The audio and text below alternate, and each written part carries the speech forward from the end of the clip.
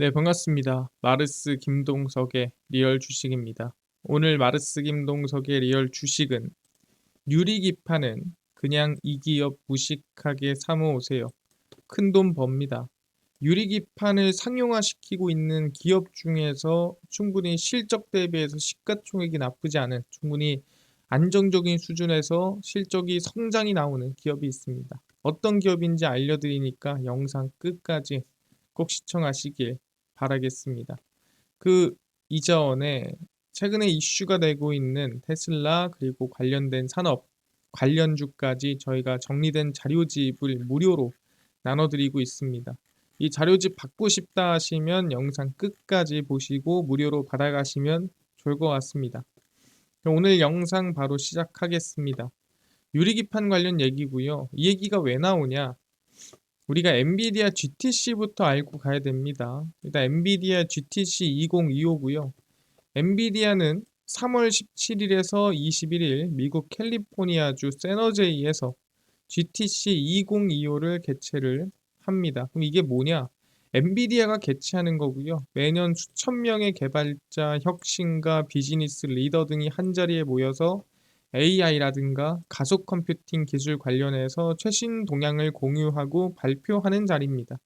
이걸 엔비디아가 개최하니까 엔비디아의 AI 관련된 흔히 얘기하는 우리가 흔히 블랙웰 관련된 얘기가 나올 확률이 상당히 높겠죠. 그래서 젠슨항 CEO는 올해도 기조 연설을 맡아 엔비디아의 가속 컴퓨팅 플랫폼이 어떻게 AI, 디지털 트윈, 클라우드 기술 등의 다음 물결을 어떻게 갈지를 언급을 합니다. 그래서 이 가속기가 과연 어느 방향으로 갈까에 대해서 젠슨항의 입이 좀 많은 분들이 관심을 갖고 있다라는 거죠. 그래서 이 안에서는 삼성전자 그리고 SK하이닉스도 모두 AI나 HBM 관련해서 가속 컴퓨팅에 필요한 분야에 중점해서 발표를 할 예정입니다.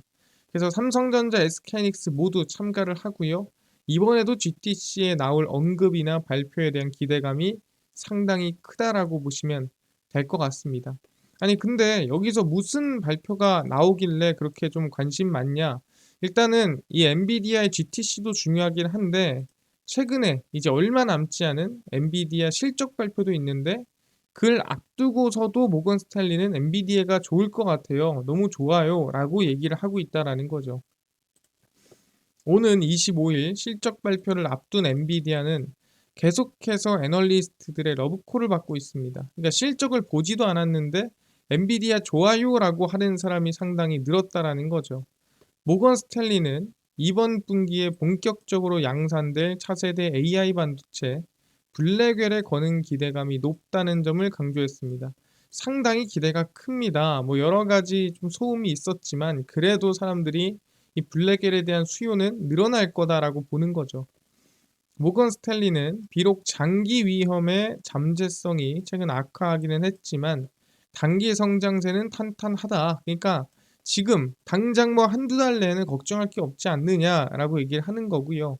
블랙웰 공급 가시성이 계속 구축되고 고객사들이 블랙웰을 사려는 그러니까 지출하려는 열망도 명백하게 표출되고 있습니다. 그러니까 너네가 블랙웰 지금 써야지 뭐 쓸래? 라고 하는 거죠. 그래서 엔비디아가 실적 발표를 앞두고 있음에도 모건 스탠리 같은 기업들이 상당히 엔비디아 좋습니다 라는 얘기들을 하고 있다라는 거죠. 여기서 우리가 궁금한 게 있죠. 엔비디아가 그렇게 좋고 이번 GTC 발표도 진행한다고 한다면 그렇다면 엔비디아의 다음 물결이 뭘까? 엔비디아가 어느 방향으로 간다고 얘기를 할까? 상당히 궁금하다라는 거죠. 그래서 이 부분에 대해서는 어느 정도 윤곽이 나왔습니다. 그러니까 모든 언급에 대해서 예상을 할 수는 없지만 어느 일부분에 대해서는 기대감이 나온다라는 거죠. 그게 뭐냐? 바로 CPO입니다. 이 CPO가 뭐냐? 엔비디아는 GTC 2025에서 올 하반기 출시하는 차세대 AI 가속기 GB300에 CPU 기술을 적용한다라는 계획을 발표를 했습니다. 아니, 차세대 AI 가속기에 CPU가 들어가는데 이게 뭔가요? 발열 이슈가 제기되는 AI 가속기 블랙웰의 문제를 해결할 핵심 기술 중 하나로 엔비디아는 CPO를 택했다라는 거죠. 그러니까 블랙엘에 발열을 한다고 문제가 많았잖아요. 이거 설계의 문제냐 뭐의 문제냐 말이 많았는데 야 그거를 이걸로 해결하자라고 하는 거죠.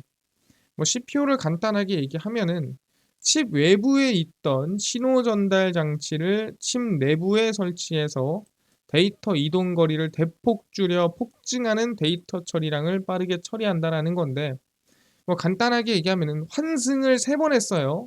여러분들이 이제 집에서 나갑니다. 여기가 집이에요. 집에서 나가는데 자 버스 탑니다. 그 다음에 지하철 탑니다. 그 다음에 다시 버스 탑니다. 그 다음에 회사에 도착합니다. 그럼 여러분들 뭐예요? 버스 탔다, 지하철 탔다, 버스 탔다, 회사 가니까 복잡하죠.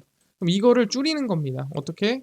집에서 회사까지 가는 이 통근 버스를 만들어요. 예, 회사입니다. 그럼 어떻게 돼요? 다 제치고 집에서 바로 회사로, 회사에서 바로 집으로 올 수 있는 이 방법이 생기는 거죠. 그럼 당연히 뭐예요? 중간에 교통체증이나 또는 우리가 환승하는 시간이나 바꾸는 시간, 가는 시간 다 제끼고 무엇보다 빠르고 이 통근버스에 예를 들어서 자리가 넘쳐난다면 사실 병목 현상이 생기지도 않겠죠. 이 방법이 CPU인데 이거는 전달 기술이 아니고 패키징 기술이에요. 그래서 원래는 칩, 그래서 여기서 구리선으로 이 신호를 보내고요. 그 보낸 거를 다시 데이터 센터 광 모듈로 광 케이블에 쏩니다. 그래서 광 케이블로 다시 그 광 신호를 받은 다음에 그 광 신호를 받은 걸 다시 전기 신호로 바꿔요. 이게 원래 기본 논리거든요. 그럼 어디서 병목이 생기겠습니까? 당연히 칩에서 구리선으로 넘어가는데 병목, 여기서 넘어가는데 병목, 그다음에 여기 넘어왔다가 다시 전기 신호로 들어오는데 병목. 그러니까 중간중간에 속도를 늦추고 발열을 만드는 이 구간들이 있다라는 거죠. 그래서 이거 다 제끼고 칩이랑 이제 광 모듈 있죠. 이거를 그냥 합쳐버립니다. 그래서 야 구리선 가는 거 제끼고 칩이랑 광통신 그냥 2개 합쳐버려. 그 다음에 광신호 그냥 한 방에 쏴버리고 광신호 한 방에 받아버려라 라고 하는 게 CPU입니다. 그래서 발열도 없고요. 속도도 빠르고 대용량 고용량도 한 방에 보낼 수 있는 겁니다. 이거는 뭐다? 기술이 아니라 패키징이다. 칩이랑 광통신을 한 방에 쏠 수 있게끔 전기신으로 갔다 왔다 할 필요 없게끔 만드는 기술인데 이거 어디서 많이 봤는데 이 기술력 어디서 들어봤죠 하니까 이 기술력을 우리가 최근에 들어봤던 게 실리콘 포토닉스라는 얘기를 한번 들어봤을 겁니다. 이 실리콘 포토닉스가 뭔가요? 빛으로 데이터를 보내고 받는 기술이에요. 이건 패키징이 아니고 기술입니다. 그래서 광섬유를 통해 데이터가 전송이 되고요. 전선을 통해 신호를 보내면 열이 많이 나죠. 구리선 통해 가면. 그리고 속도도 느려지죠. 왜? 아까 얘기한 대로 환승을 많이 하니까. 그 다음에 전력도 많이 들어갑니다. 그러니까 왜 전력이 많이 들어가냐? 여러분들도 아셔야 되겠지만 여러분들이 자동차를 끄는 거랑 실제 인력 거를 끄는 거랑 힘은 뭐가 들죠? 네, 무거운 건 자동차지만 힘은 인력 거가 들죠. 뭐 그런 비슷한 비유라고 생각하면 됩니다. 반도체 칩이 점점 작아지면서 전기 신호끼리 또 간섭이 생겨 오류가 날 수도 있습니다. 그러다 보니까 정확히 말하면 빛은 속도가 전기보다 훨씬 빠르고 신호 간섭이 거의 없고 에너지를 적게 쓰면서 더 많은 데이터를 전송할 수 있습니다. 그래서 이 실리콘 포토닉스라는 기술은 뭐냐면 이 빛으로 데이터를 주고받는 기술인 거예요. 이해가 됐습니다. CPU는 그걸 받을 수 있게 패키징하는 기술이다. 실리콘 포토닉스는 패키징하는 게 아니라 이 패키징 된 데서 빛을 주고받는 기술이다. 확인을 했습니다. 그래서 이거를 한번 정리를 해보자면 이렇게 될 것 같습니다. CPU는 광통신 칩 플러스 반도체 칩을 붙이는 패키징 기술입니다. 그러니까 얘는 말 그대로 이 빛을 주고받을 수 있게끔 구조를 만들어주는 기술이라는 거죠. 그래서 구조를 만들면 실리콘 포토닉스가 칩에서 전기 대신 빛으로 처리해서 주고받는 근본 기술인 거예요. 그러니까 얘가 기반을 깔아놓으면은 얘가 거기서 빛이 왔다 갔다 할 수 있게끔 기술을 제공하는 겁니다. 그러니까 얘랑 얘는 필수, 같이 갈 수밖에 없는 겁니다. 그렇구나. 그래서 CPU가 미래 패키징 방식이고 실리콘 포토닉스가 이 패키징을 한 데서 실제 데이터를 주고받을 수 있게끔 가능하게 해주는 핵심 기술이다라고 생각하시면 될 것 같습니다. 그래서 실리콘 포토닉스와 CPU는 우리가 비슷하고 똑같은 거 아니냐라고 하겠지만 조금 다른 거예요. 어떤 거는 그걸 할 수 있게끔 기반을 만들어주는 거고, 어떤 거는 그 기반 안에서 최적의 기술력으로 광통신을 하게끔 만들어주는 역할을 하는 겁니다. 아, 그렇구나. 이게 지금 엔비디아가 말하는, 어떻게 보면은 미래다라고 얘기를 하는 겁니다. 근데 여기서 중요한 게 뭡니까? 얘네 둘이 실행이 되려면, 실리콘 포토닉스랑 이 CPU가 실제 상용화가 되거나 진짜로 진행되려면 필요한 게 하나 더 있어요. 얘네 두 개만 있다고 해서 진행되지 않습니다. 필요한 게 뭔가라고 하면은 바로 뒤에 붙죠. 유리기판입니다.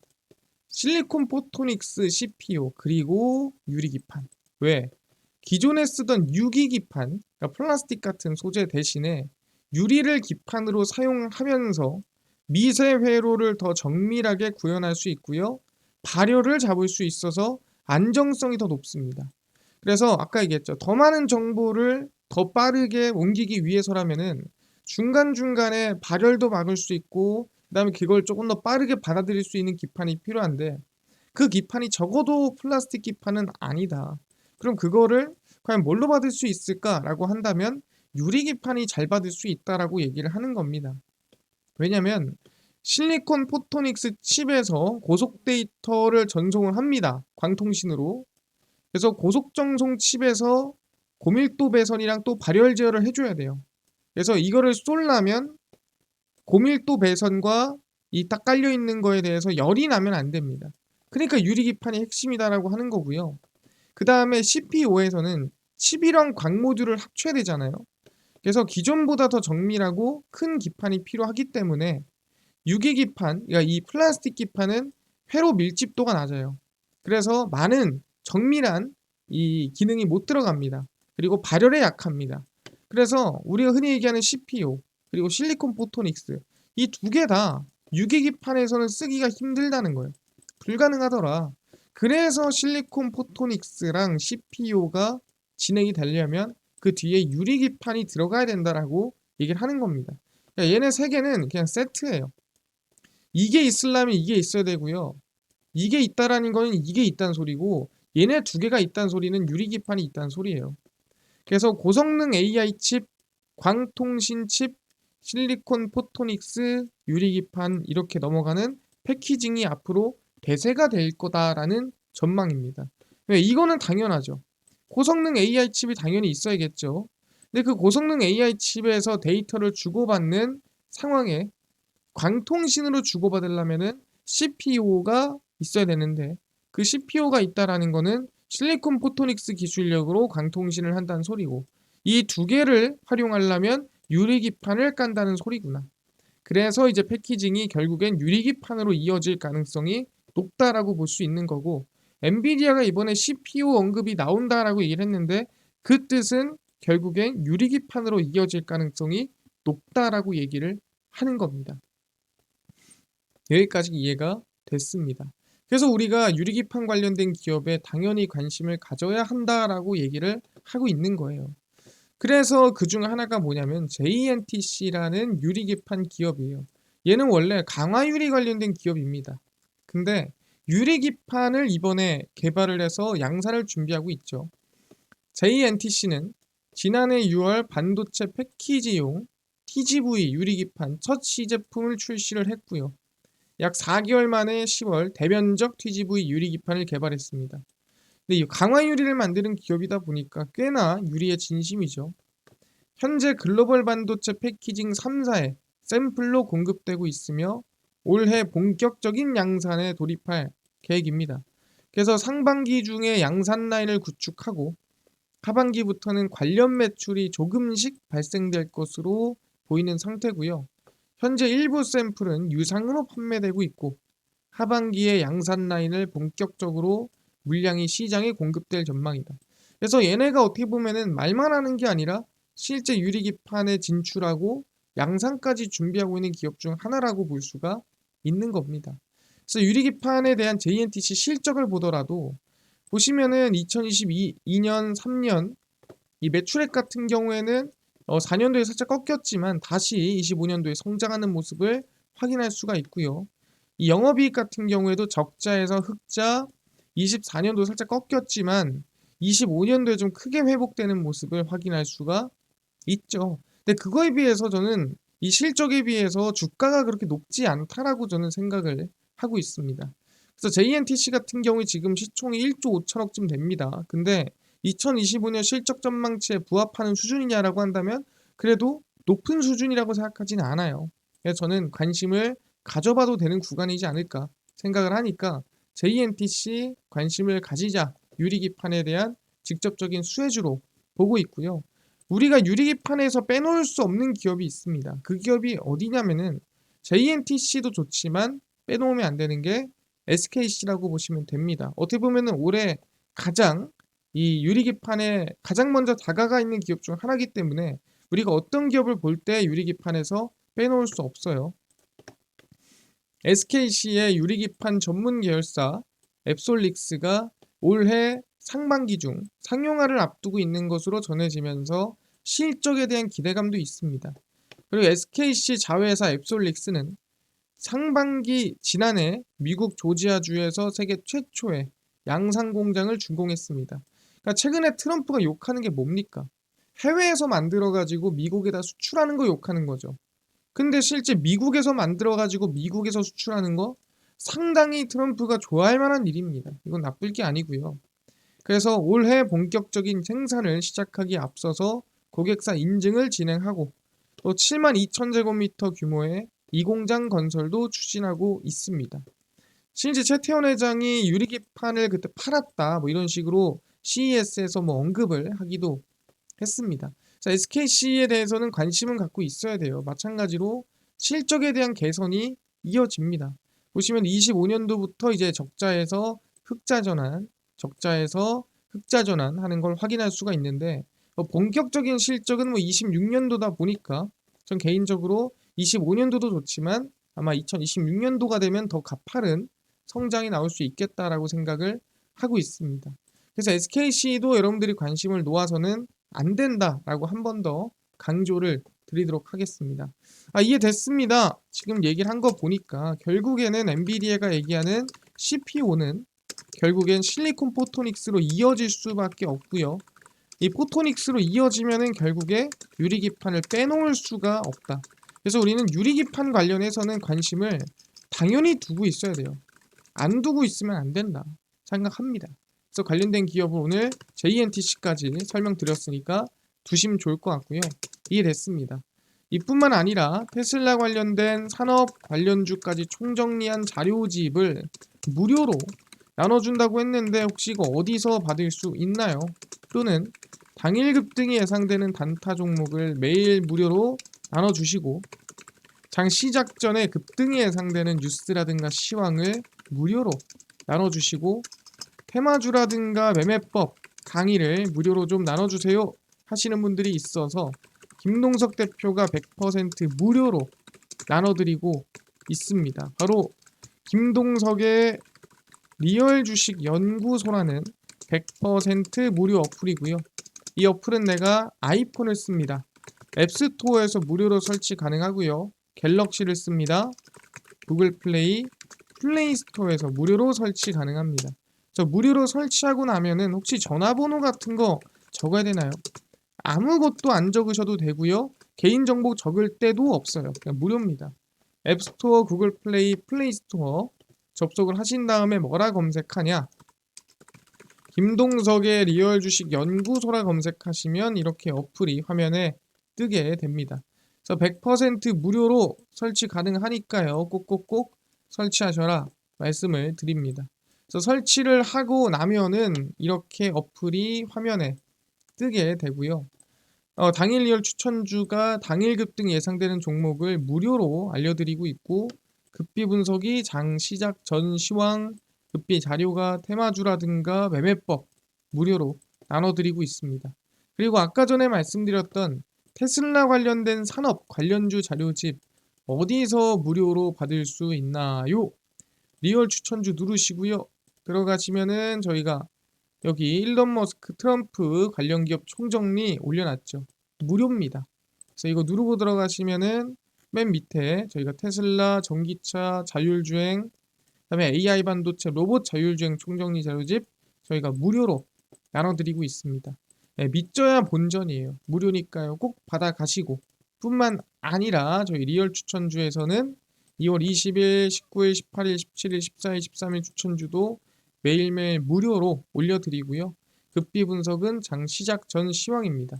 해외 증시부터 국내 이슈까지 장전에 저희가 무료로 정리를 해드립니다. 그래서 매일매일 확인하시고요.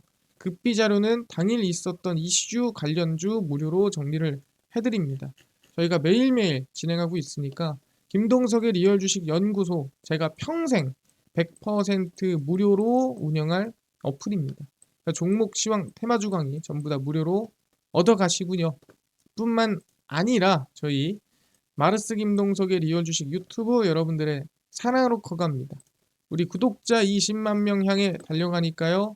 유튜브 구독, 영상 좋아요, 그 다음에 댓글까지 남겨주시면 너무나도 감사하겠다 말씀드리면서 오늘 영상 여기서 마치고 다음번에 더 좋은 영상으로 찾아뵙도록 하겠습니다.